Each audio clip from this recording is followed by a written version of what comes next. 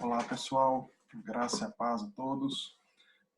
Nós queremos aqui continuar um pouquinho, né, nosso assunto aqui dentro da série Milagres.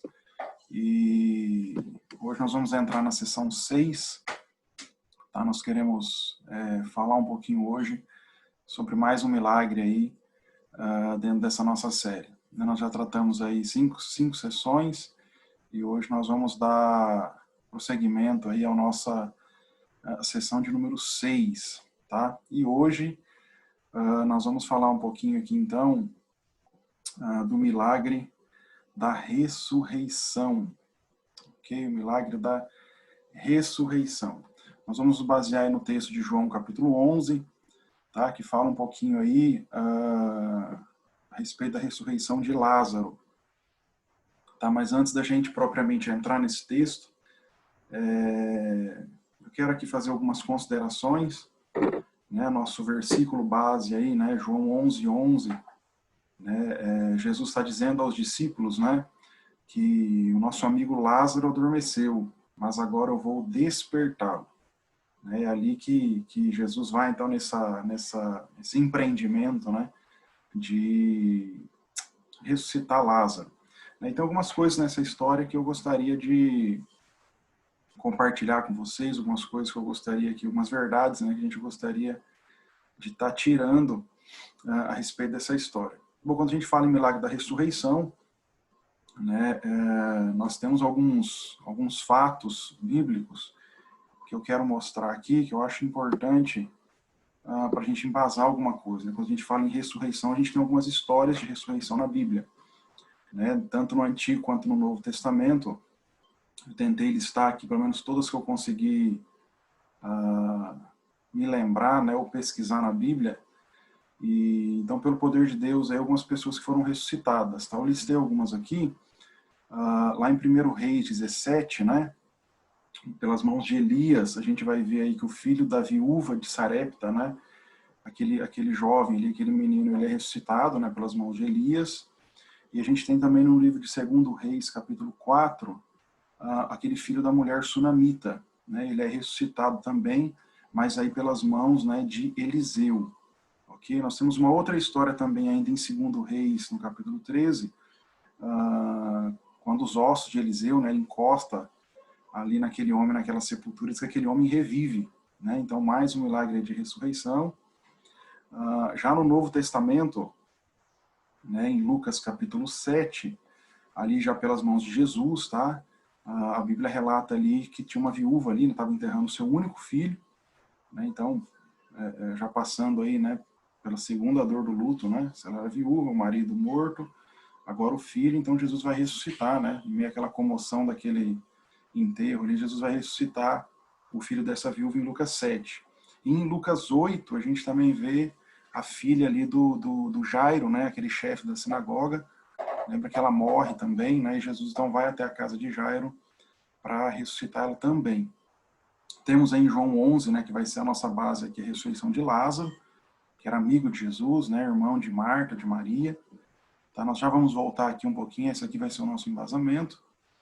Há uma história interessante também, né, em Mateus 27, logo ali após a morte de Jesus na cruz, Mateus ele fala que muitos santos que haviam morrido, né, eles ressuscitam, eles entram na cidade celestial, né, e, enfim, é um texto muito belo ali, né, muito emocionante.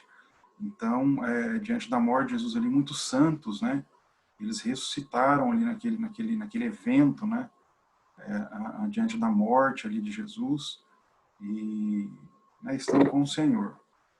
Em Atos 9 também, né, você tem aí pelas mãos de Pedro, tá?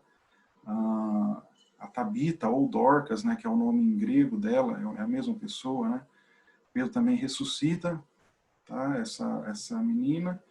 E em Atos capítulo 20, nós temos lá a ressurreição de Eutico, né? Não sei se você se recorda, Paulo está pregando, né? Diz que a pregação dele avançou um pouquinho naquele dia, e esse jovem que estava na janela, né? Diz que ele cai, morre, né? E aí Paulo tem que interromper a mensagem dele e foi lá ressuscitar o Eutico. Né? Está em Atos 20, lá versos 9 e 12, você encontra essa história aí também. E claro, né, eu não poderia aqui deixar passar em branco, em Mateus 28, aí, né, os demais evangelhos também relatam isso daí. Nós temos a ressurreição do próprio Senhor Jesus, né?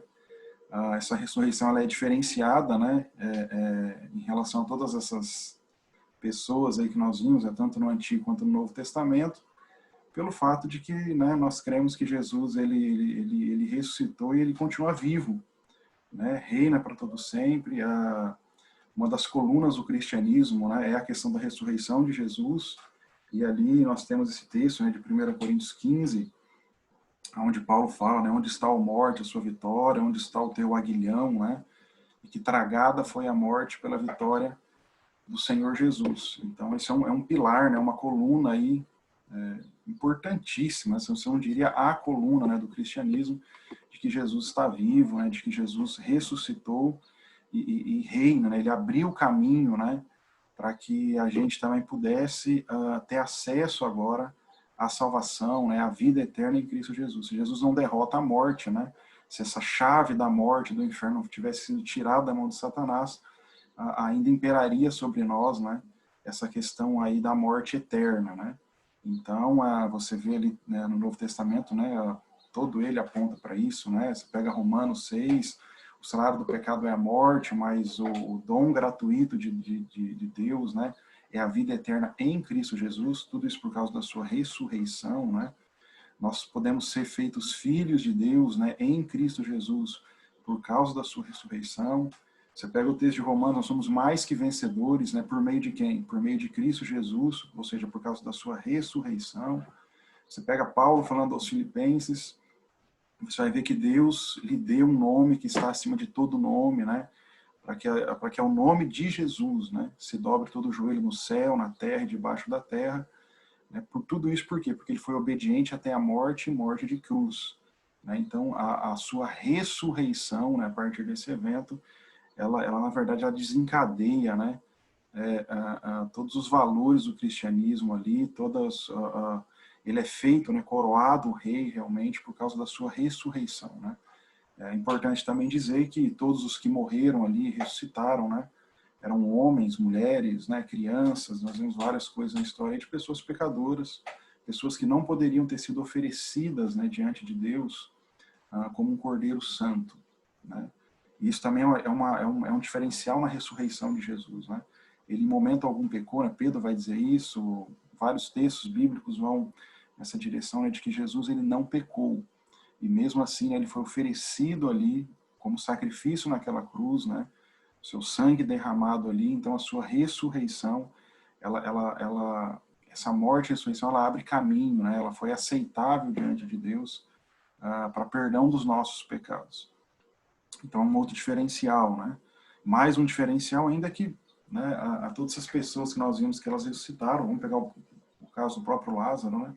Talvez ele viveu mais alguns anos, talvez esteve ali com a família mais alguns anos, não sabemos quantos, e ele veio a falecer, né, novamente.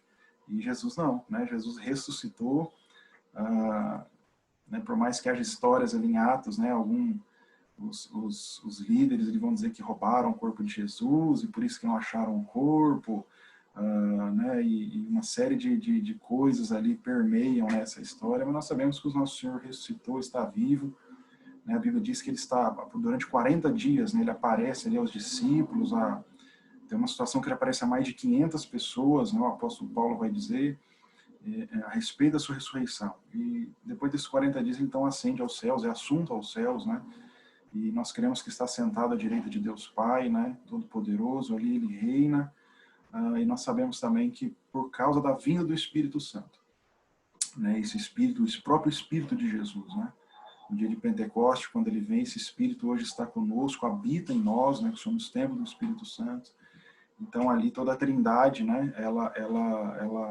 Ela entra, né, nesse plano de salvação. Então os três que são um, né, que é o mesmo Deus, né, nós não cremos em três deuses, tá? É o mesmo Deus, né?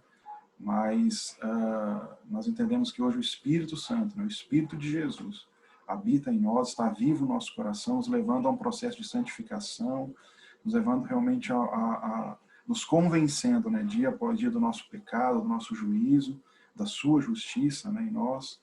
Então, essa ressurreição, né, que é a ressurreição, né, que dividiu a história antes e depois de Cristo, né, certamente ela é diferenciada, né, dos demais milagres que a gente vê. Ok? Mas hoje nós queremos trabalhar um pouquinho em cima dessa história de Lázaro. Eu quero tirar 3 pontinhos aqui, tá? Três verdades e mais alguma coisa que a gente for conversando a respeito, né, desse milagre da ressurreição. Tá? Eu quero ler com vocês, se você puder acompanhar aí na tela, João capítulo 11, os versos do 7 a 16. Tá? Eu estou lendo aqui na NVT, tá? Nova versão transformadora. Ela diz o seguinte, ó, a partir do verso 7, aí, depois disse a seus discípulos, vamos voltar à Judéia. Os discípulos se opuseram, dizendo, mestre, rabi, né? Apenas alguns dias atrás, o povo da Judéia tentou apedrejá-lo. Ainda assim o Senhor vai voltar para lá? Jesus respondeu, há 12 horas de claridade todos os dias. Durante o dia, as pessoas podem andar com segurança. Conseguem enxergar, pois tem a luz desse mundo. À noite, porém, corre o risco de tropeçar, pois não há luz. E acrescentou, nosso amigo Lázaro adormeceu, mas agora vou despertá-lo. Os discípulos disseram, Senhor, se ele dorme, é que logo vai melhorar. Pensavam que Jesus falava apenas do repouso do sono, mas ele se referia à morte de Lázaro.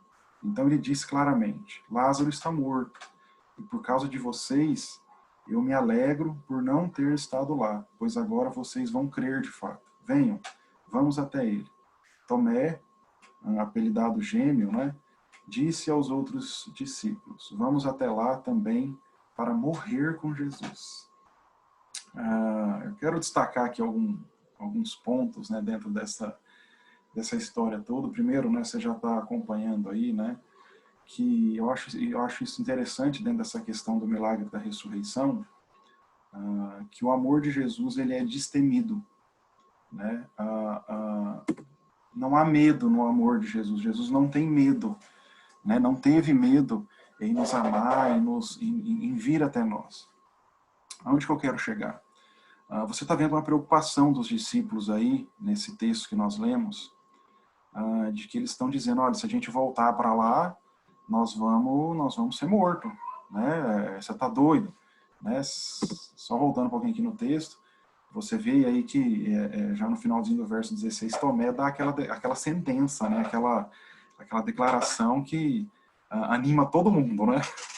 Ele fala assim, vamos até lá também para morrer com Jesus, ou seja, nós vamos todo mundo até a casa de Lázaro, né? Lázaro morava em Betânia, tá? Betânia fica a cerca de 3 quilômetros de Jerusalém, né? Eles tinham medo daquela região, já vou dizer por quê aí, e nós vamos tudo morrer junto com ele, né? Já que nós estamos seguindo ele, nós vamos tudo morrer junto com ele. Essa é a afirmação extremamente motivadora, né, de Tomé. E por que eu estou dizendo isso? Né? Que a preocupação dos discípulos ela é legítima, tá? Aqui não há medo por causa só de algum fato psicológico ou porque eles não querem ir. Tanto a afirmação de Tomé quanto a preocupação dos discípulos é legítimo, tem fundamento. Tá? Se você voltar um pouquinho em João 10, você tem o texto aí, né? João 10, dos versos 22 a 42, você vai perceber o que aconteceu ali antes. Né? Alguns líderes judeus ali tentaram apedrejar Jesus, tentaram prender Jesus, por ele estar afirmando o seu filho de Deus. Então Jesus já estava naquela região ensinando, já estava ali dizendo que ele era o filho de Deus, de que eu e o Pai somos um, né? E os líderes judeus falaram assim, nós vamos te apedrejar, porque você está blasfemando, você está afirmando o seu próprio Deus. Né? E então você vai ver ali no finalzinho do capítulo 10 que Jesus, ali, os discípulos têm que sair ali, digamos assim, corrido, né? meio escondido, porque senão os líderes iam pegar eles e iam apedrejar realmente.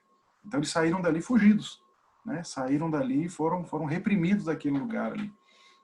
E agora chega a informação no capítulo 11 de que o amigo de Jesus, Lázaro, né? Ele morreu. Entendeu? Então agora Jesus fala assim, nós vamos voltar lá, né, para ver o que vai dar. Tem algo ali que vai acontecer, que claro que Jesus já tinha algo no coração, né? E nós vamos voltar. E os discípulos estão preocupados. Os discípulos estão com medo, né, de voltar àquela região ali. Então, eu acho interessante isso, né?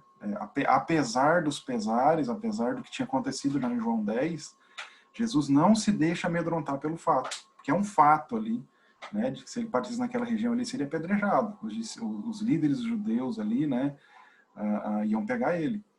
Eu acho interessante isso, né? Jesus não mede esforços e vai correr os riscos necessários para ir encontro de seu amigo Lázaro, custasse o que custasse.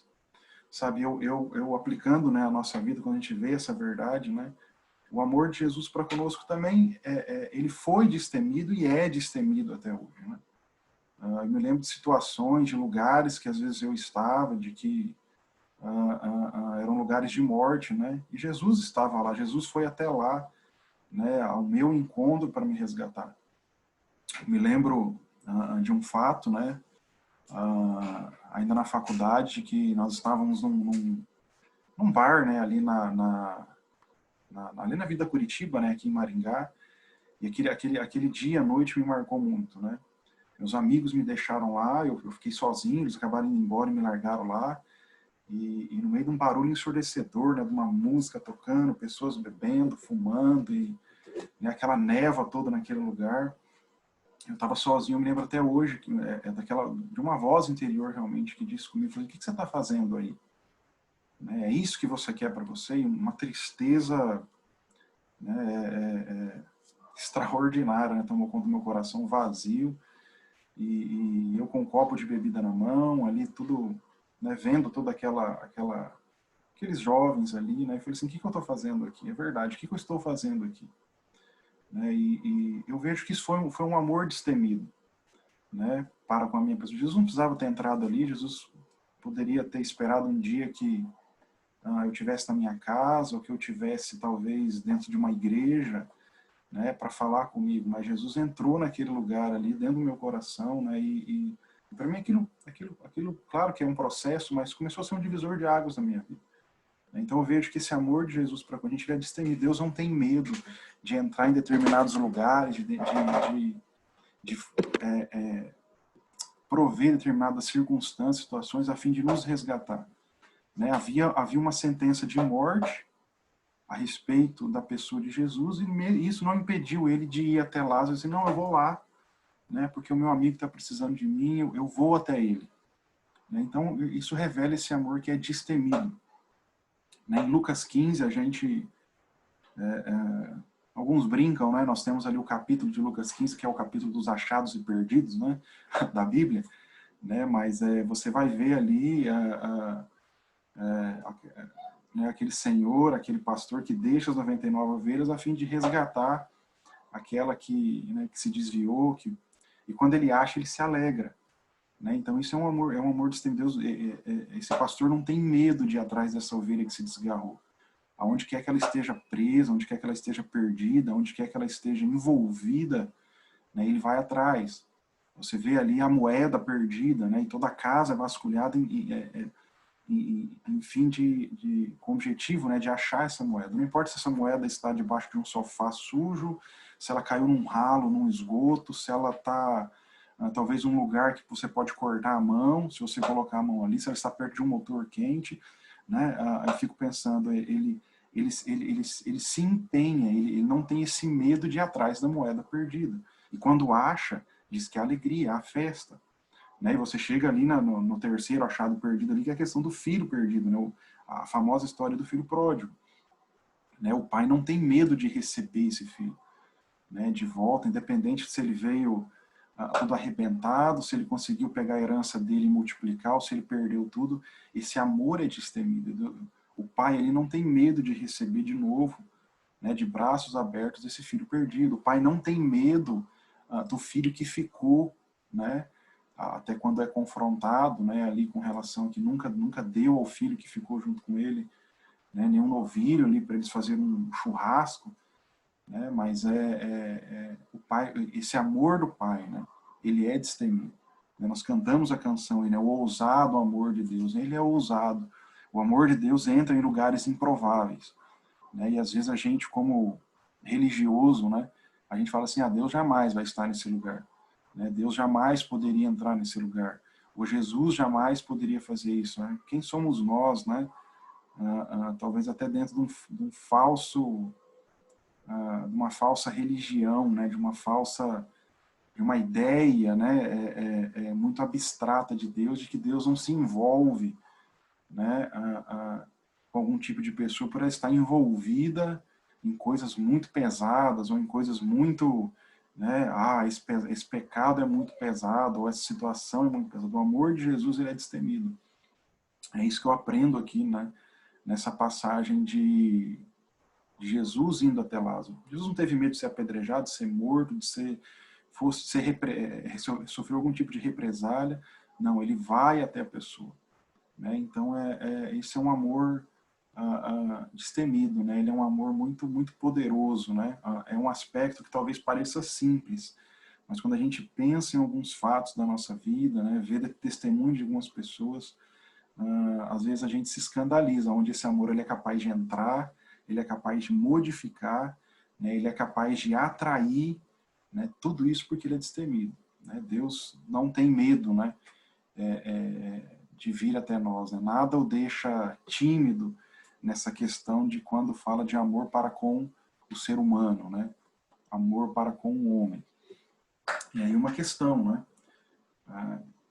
Que às vezes a gente tem que pensar para quebrar alguns paradigmas, né?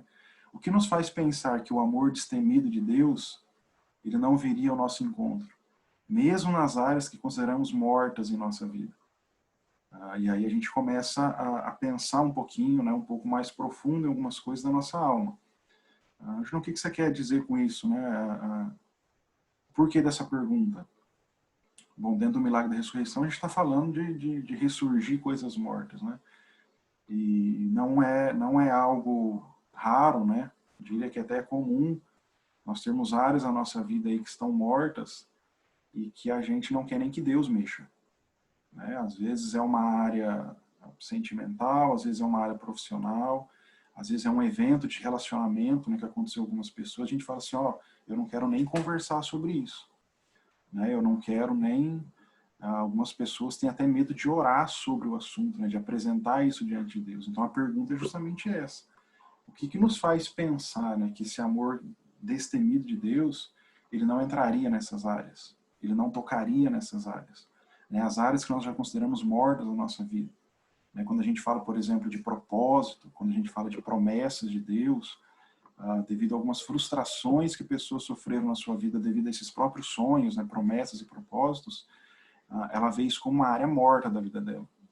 Né, e fala assim, ó, aqui ninguém pode tocar, inclusive Deus, né, eu não quero conversar, acho que Deus não tinha isso para mim, né, a gente tenta até justificar talvez uma ideia de fracasso com relação a botar assim, não, Deus não quis, então tudo bem, eu também não quero, mas vive uma vida com uma ferida aberta na alma, né, por causa dessa situação, dessa promessa, desse propósito que no seu início ele teve algum tipo de fracasso, talvez foi... Enfim, são situações que acontecem na nossa vida que a gente não quer, né, conversar. Mas a gente pensar nessa pergunta, o que nos faz pensar que esse amor destemido, né, ele não entraria nessas áreas? Tá? Essas áreas que a gente considera mortas em nossa vida. Entendeu? Se Jesus estava disposto a ir até Lázaro, mesmo correndo risco de morte, o que nos faz pensar que ele não viria até nós? Né? Mesmo diante dos nossos medos. Não, Jesus não pode tocar nisso daí porque isso é muito complicado. Não, esse projeto que eu tenho aqui é muito difícil de acontecer. O amor de Jesus é destemido, ele é ousado. Né? O que nos faz pensar que a gente pode, de alguma maneira, limitar aquilo que Deus quer fazer na nossa vida? Ok? Então, o amor de Jesus aí, ele é destemido. Um segundo aspecto importante ainda dentro de João 11 é essa questão do atraso ou da ausência, né, de Jesus, tá? E talvez isso seja um leque, né, esse seja uma ideia de que cause muita frustração em muitas pessoas. Eu até poderia colocar esse título aí entre aspas, né, esse atraso entre aspas, essa ausência entre aspas, né? Porque a gente abre muita ferida na nossa alma a respeito dos nossos sonhos e projetos, porque a gente quer no nosso tempo. A gente não tem muito a ideia de respeitar o processo ou o tempo de Deus. Né? Então, esse ponto aí de atraso, de ausência, abre muitas feridas no nosso coração. E a gente desiste das coisas muito facilmente. Né? Você vê aí no verso 17 de João 11, né, Jesus chega a Betânia, eles vão até lá, né, apesar daquela declaração animadora de Tomé e dos demais discípulos, né, todo mundo vai para lá para morrer com ele. Né? Betânia, aí, como já disse, né, fica cerca de 3 km de Jerusalém. E quando Jesus chega, o defunto já era de 4 dias, né, já havia 4 dias que Lázaro havia morrido. Você vê lá no início de João 11 que ele ainda se demora 2 dias onde ele estava, né, e então ele chega ali com 4 dias já do evento, né, onde Lázaro morreu. E é interessante que tanto nos versos 21, tá, de João 11, aqui, o verso 21 e verso 32, você tem Marta e Maria, tá, Marta no verso 21, Maria no verso 32, fazendo a mesma afirmação a Jesus. A frase que essas irmãs, eram irmãs de Lázaro, né, a frase que elas direcionam para Jesus, né, dizem para Jesus, é justamente essa aqui, ó. Se o Senhor estivesse aqui, meu irmão não teria morrido. Né? E eu penso assim, essa é muitas vezes a exclamação do nosso coração, não é verdade? Ah, se o Senhor estivesse aqui, se Deus realmente estivesse comigo, eu não teria fracassado, os meus sonhos, né, teriam sido realizados, não teria acontecido isso, não teria acontecido aquilo, né? Na verdade, se o Senhor estivesse aqui, eu não estaria passando por um momento de dor, né? Não estaria passando por um momento de dor do luto, não estaria passando por um momento de tristeza, porque o Senhor, né, se o Senhor tivesse aqui, né, a gente diz isso de várias formas, né, se o Senhor tivesse me abençoado, se o Senhor, parece que é até uma transferência de culpa, né, como tipo assim, não aconteceu porque foi culpa de Deus, né, porque se ele tivesse aqui, certamente a gente não estaria passando por toda essa questão desse sofrimento agora. Né? Então a gente tem muito disso, de achar que Jesus está atrasado, de achar que Jesus não está, né? Às vezes achar que Jesus está em silêncio, né? Enquanto na verdade é nós que não estamos ouvindo aquilo que o Senhor está dizendo. Né? Então há um aspecto importante aí. É interessante a gente ver essa questão do atraso, né? E a ausência de Jesus aí que a gente às vezes exclama, né? Se o Senhor não tivesse, se o Senhor, né, não tivesse permitido isso ou aquilo. A gente observa esse mesmo padrão em Lucas 8. Se você se lembrar agora há pouco, a gente falou sobre a ressurreição da filha de Jairo, né? Do chefe da sinagoga. Essa história da ressurreição da filha de Jairo está dentro de uma outra história. Né? Ou ela tem um evento ali que marca essa história de maneira muito, muito profunda. Né? Você vê ali que aquela questão da mulher do fluxo de sangue, né, que há 12 anos está sofrendo com aquela hemorragia, aonde que essa história se encaixa? Ela se encaixa dentro dessa história, de Lucas 8. Você vê que Jairo vai até Jesus e fala assim, olha, minha filha está doente, né, você poderia até ir lá na minha casa comigo? Sim, Jesus está indo. E enquanto Jesus está indo, as multidões estão apertando, né? Imagina que aquele burburinho todo acontecendo ali. Então, essa mulher do fluxo de sangue o toca, né, na orla de suas vestes ali, dele sai virtude, algumas versões dizem que sai poder, e ela é curada. Né? E Jesus pergunta quem me tocou, há um diálogo ali, e nesse inteirinho, chega alguém da casa de Jairo e fala assim, não precisa mais incomodar ele. Né? O Jesus não precisa mais ir, né, porque a tua filha já morreu. Né? Evento encerrado. Penso eu, né, que Jairo talvez dá uma olhadinha para Jesus, dá uma olhadinha para aquela mulher que acabou de ser curada, né? E até algo interessante, né? Aquela mulher que está 12 anos sofrendo com aquele fluxo e diz que a filha de Jairo também era uma menininha de 12 anos, né? Enquanto uma, né, vai passar por 12 anos de problemas e de aflições, outra, né, na casa de Jairo há muita alegria com essa criança lá durante 12 anos crescendo e tal. E agora parece que 12 anos depois o papel inverte, né? A mulher que sofreu com 12 anos agora está feliz com a sua cura, e Jairo, que viveu feliz com a menina de 12 anos, agora está triste pela sua morte. Mas parece que o tempo fecha ali em cima deles dois. E eu penso no meu coração que Jairo talvez, né, diante dessa notícia catastrófica, né, Ele talvez pense, puxa vida, se Jesus não tivesse parado para atender essa mulher, talvez tivesse dado tempo. Né? Jesus, na verdade, atrasou. Né? Se ele não tivesse parado aí e conversado esses poucos minutos, né, talvez com essa mulher, talvez tivesse dado tempo da minha filha ser curada. Né? Mas é impressionante que nessa mesma história de Lucas 8, Jesus fala assim, olha, não temas, né? Eu ainda vou lá e você não vai contemplar um milagre de cura. Né? Nós vamos ver ali um milagre de ressurreição. Então, Jesus não está atrasado, né? Jesus não, talvez aos nossos olhos, né, aos olhos naturais, é uma ausência, é um atraso, está demorando demais, né? Eu não estou sentindo, né? Mas a grande verdade é que Deus está preparando o melhor. Né? Às vezes a gente está esperando que Deus faça A, mas Deus fala assim, eu vou fazer um B para você. Né? Às vezes a gente está esperando um milagre de uma cura, mas Jesus está falando, eu quero fazer algo que é um milagre da ressurreição. Né? Pelo menos aos olhos humanos, né? Aos meus olhos, né? É algo muito mais extraordinário você contemplar a ressurreição de alguém, e tanto é que nos nossos dias isso é muito raro, do que você contemplar a cura de alguém. Porque nos nossos dias hoje você vê esse testemunho de cura com muito mais frequência do que testemunhos de ressurreição, né? Como a gente vê, né, nos tempos bíblicos, né? Relatado na palavra de Deus, realmente. Então, às vezes Deus quer fazer algo muito maior, às vezes Deus quer até fazer algo que está fora da nossa compreensão, mas a gente vai limitando Deus e a gente começa, né, a achar que ele está atrasado, começa a achar que ele deveria estar antes, então não teria acontecido isso ou aquilo.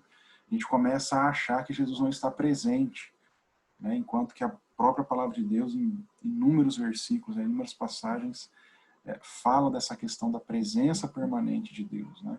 O socorro bem presente na hora da angústia, né?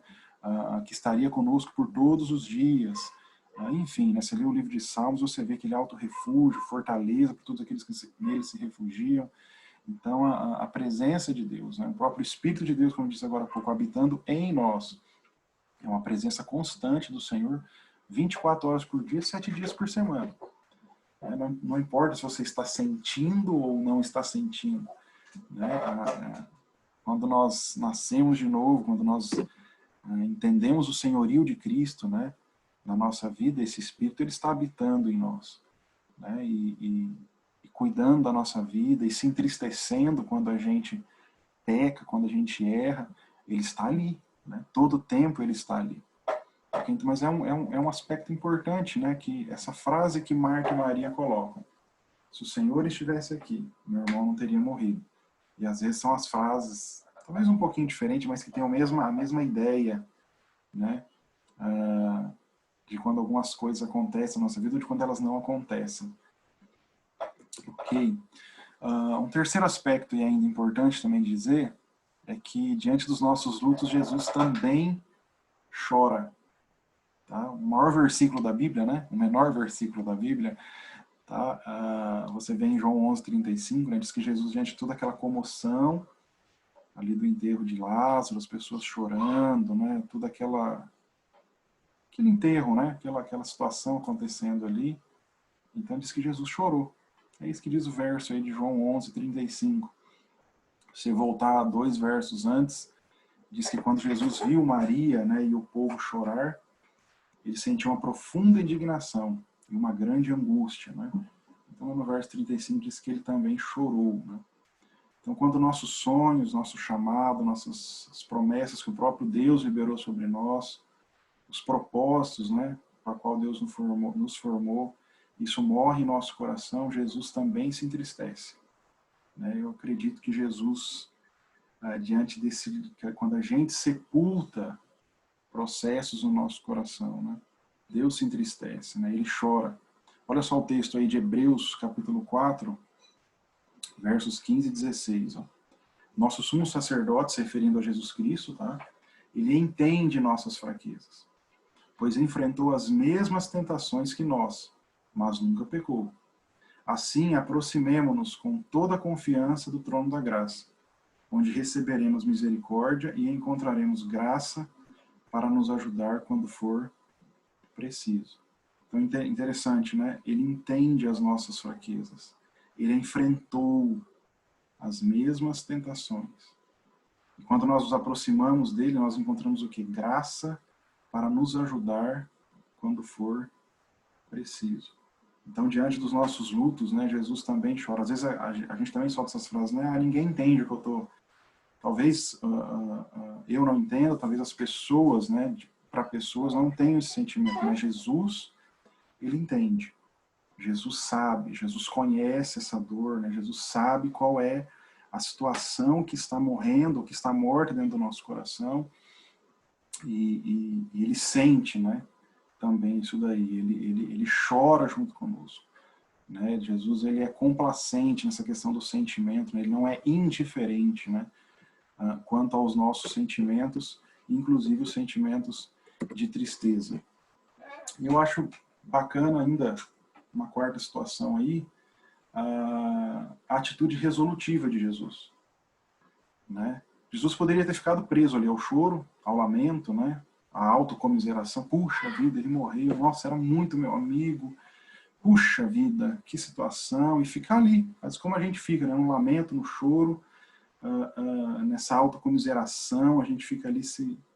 Mas Jesus, ele tem uma atitude resolutiva.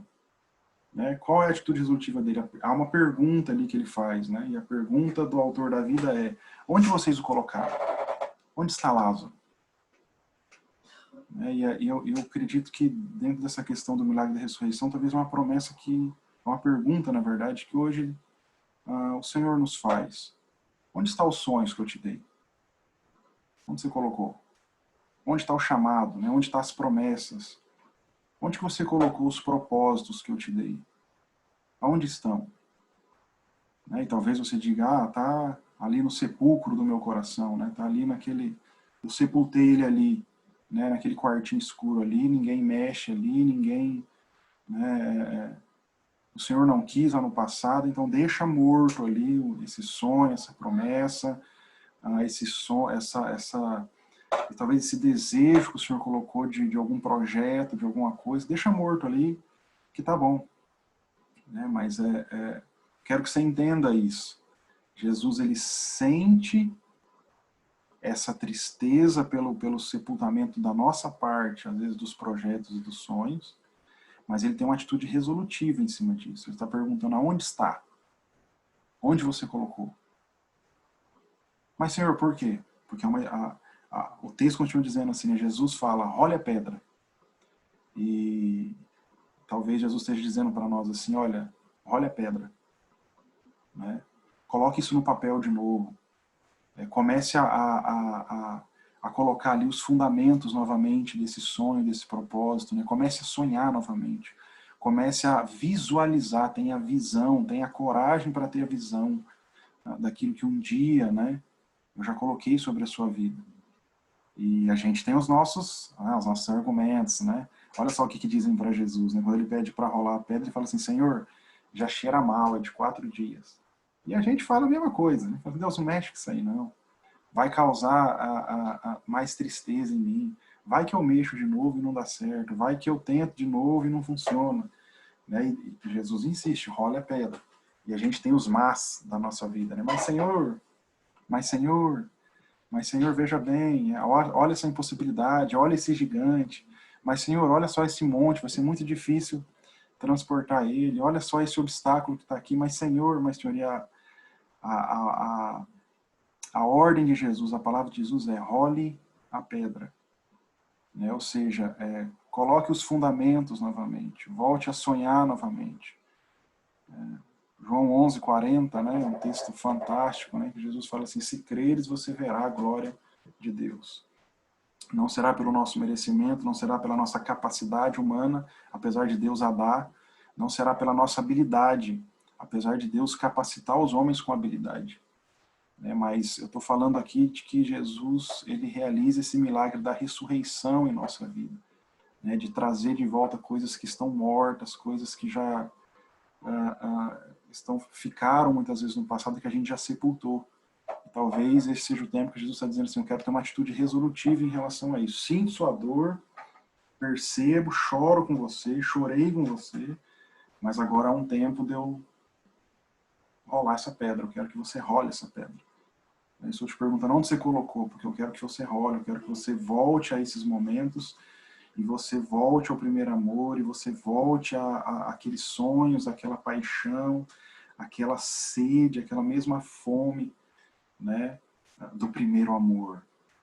Onde está as promessas? Eu gostaria de te convidar um pouquinho para pensar nisso daí. Onde você deixou? Aonde que ficou, né, tantas coisas que o Senhor prometeu, tantos sonhos que foram vividos diante da presença de Deus? Onde está? Então, a atitude resolutiva de Jesus em meio à tristeza, lágrimas e morte é operar o milagre da ressurreição. Que ao mesmo tempo que ele diz, role a pedra, ele também vai dizer depois, sai para fora, Lázaro.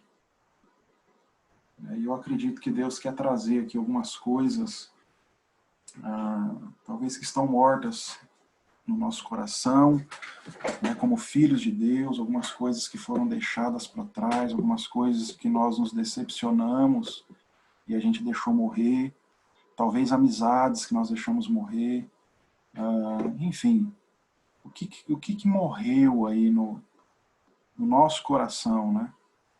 Diante daquilo que o próprio Jesus colocou na nossa vida. Talvez relacionamentos entre pais e filhos, filhos e pais, que morreu, né? E Jesus está pedindo, role a pedra, saia para fora, né? Eu quero operar o milagre da ressurreição, eu quero trazer de volta a vida, eu quero trazer de volta o relacionamento, eu quero trazer de volta né, a harmonia dentro do lar. Eu acredito que esse é um tempo em que Jesus está com essa atitude resolutiva, nos chamando a atenção para operar realmente ali o milagre da ressurreição nas nossas vidas. Eu quero ter um tempo aqui com você, alguns minutinhos. Nós queremos orar, nós queremos clamar ao Senhor. Né? Cada um sabe qual é o luto que enfrenta, qual é a dor que enfrenta, em qual área enfrenta.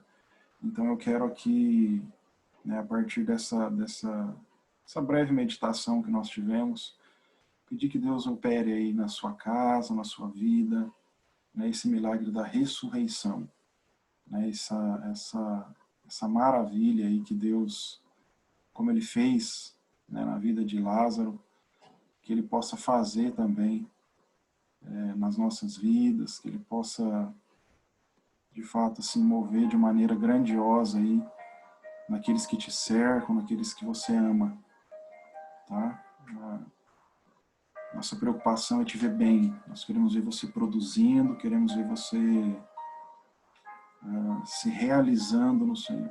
Claro que gigantes virão, situações virão, as circunstâncias contrárias elas estão aí a todo tempo, mas quando a gente está no propósito, quando a gente está vivendo tudo aquilo que Deus preparou para nós, né, não há nada sepultado no nosso coração que Deus quer dar vida. Isso é viver realmente a plenitude, né, no Espírito de Deus. Feche seus olhos. Pai, em nome de Jesus, eu quero que te agradecer, Senhor Deus, pela sua bondade. Eu quero aqui, Deus, dizer que se não for o Senhor, Pai, nós estaríamos perdidos. Eu também quero colocar aqui, Senhor Deus, diante dessa pequena meditação, esses versos que foram lidos.